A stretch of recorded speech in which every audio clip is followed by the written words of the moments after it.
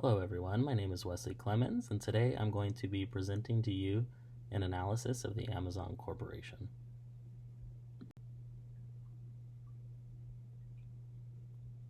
The first section I'm going to cover today is going to be an executive brief and summary. Amazon is currently facing some regulatory scrutiny from organizations such as the Federal Trade Commission in the United States and also the European Commission. The result of this scrutiny could force Amazon to make some structural adjustments in their business model that could be detrimental to the vertically integrated model they already have in place.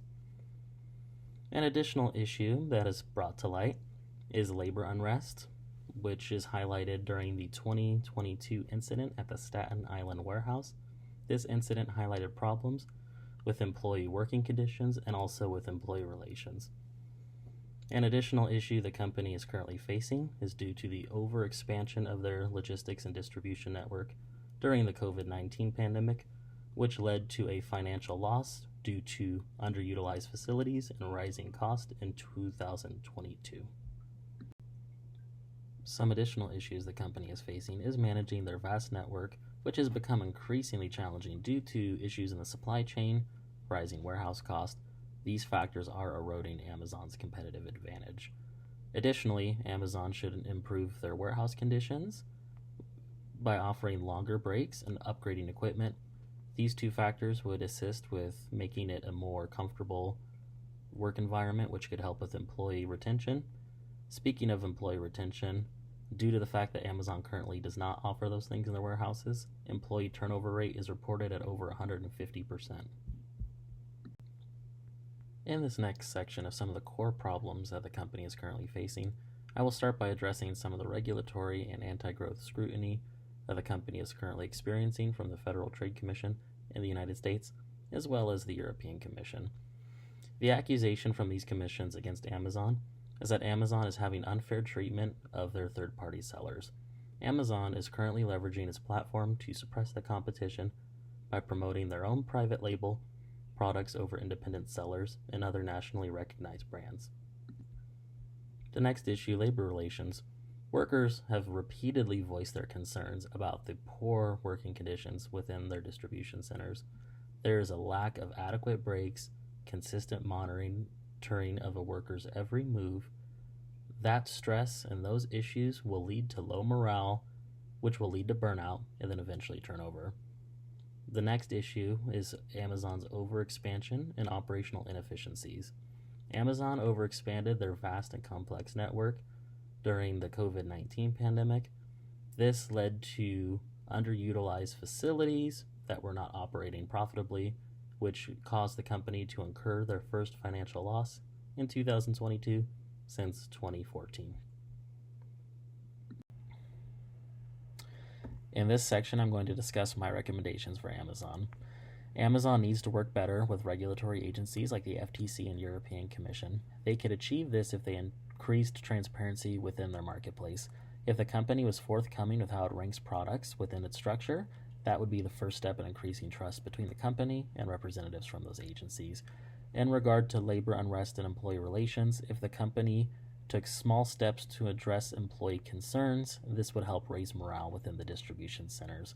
One example of this could be the company placing their time clocks near the break rooms. This way workers can enjoy their full break without having to walk on their break to the break room. It's widely known that workers have simply sat on the floor to avoid this long walk. This is dehumanizing and the company can do better.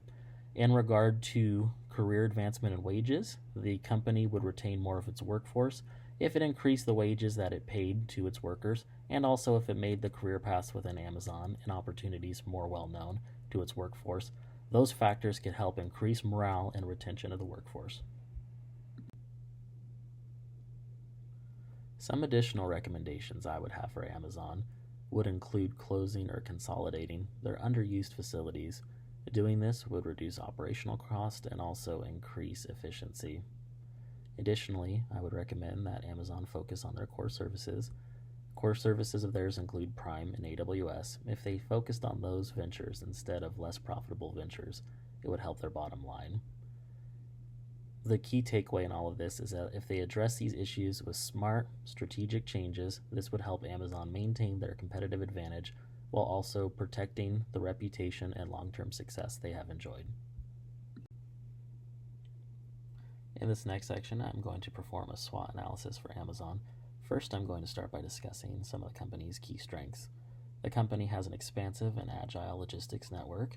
Additionally, they have a sophisticated automation system and artificial intelligence within their distribution centers, but also throughout their supply chain. The company currently has a market capitalization of over $1.7 trillion. The company is also continually investing in their infrastructure. This helps with their market position and also future growth. Amazon enjoys a very loyal customer base, and also the company's wages exceed the federal minimum wage, and there's opportunities for growth for their associates. In this section, I'm going to discuss some of the weaknesses of Amazon. Amazon, as previously mentioned earlier, struggles with their turnover rate. They have a high turnover rate with an annual warehouse turnover rate of over 100%. Additionally, the company's demanding productivity quotas causes a lot of stress, disengagement, and turnover from employees. The working conditions within the warehouse, such as having to walk to the break room on your break or being timed for going to the restroom, causes resentment among workers, and this leads to labor unrest. The labor unrest is highlighted in the 2022 Staten Island demonstration. Additionally, another weakness for Amazon is their anti-union stance, as well as their union-busting tactics. Those tactics have tarnished their brand image among certain populations and demographics. Additionally, this could lead to negative press coverage for the company. In this section, I will mention some opportunities that Amazon can take. The first opportunity is the company could introduce a hybrid labor relations model. Next, they could focus on improving employee retention. They could also collaborate with third-party labor organizers and unions instead of taking their union-busting stance. And then lastly, they could adopt ethical labor practices that will align with the values of socially conscious investors and consumers. In this next section, I'm going to discuss some of the threats that Amazon currently faces. The first threat being from regulatory agencies such as the FTC and the European Commission. Additionally, Amazon faces threats from organized labor movements and their continued momentum if the company fails to address employee concerns and enacts reform within their distribution centers and supply chain. Another threat the company has is consumer disengagement and disillusionment if there's continued press coverage of exploitation of workers or union-busting activity. Lastly, the National Labor Relations Board is continually monitoring Amazon. All these factors Amazon needs to take seriously. In this next section, I'm going to perform a financial analysis for Amazon. Between 2020 and 2024, Amazon's total revenue increased from $386 billion to $638 billion. The company enjoyed an annual growth rate of approximately 13.36%. In 2022, the company did, however, report a net loss of $2.7 billion. This was primarily due to the impact of the COVID-19 pandemic. Some other contributing factors due to the loss was overexpansion in the facilities during COVID, as well as increasing logistic cost and supply chain inefficiencies. In the following sections, I will just briefly highlight some of the financial figures for Amazon. As we see here in this appendix, here's a 5-year revenue sales trend for the company. In this section, the company's 5-year EBITDA fiscal trend is highlighted. This section highlights Amazon's income statement from 2020 through 2024 fiscal years. Lastly, in this section, we're able to see Amazon's opening stock value at the beginning of each fiscal year.